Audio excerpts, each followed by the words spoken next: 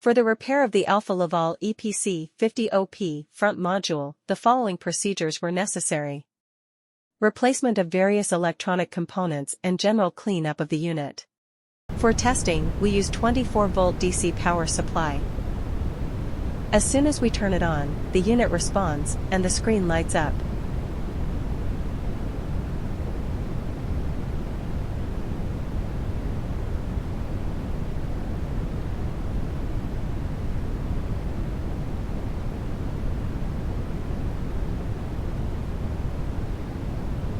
The error message is due to the absence of additional units.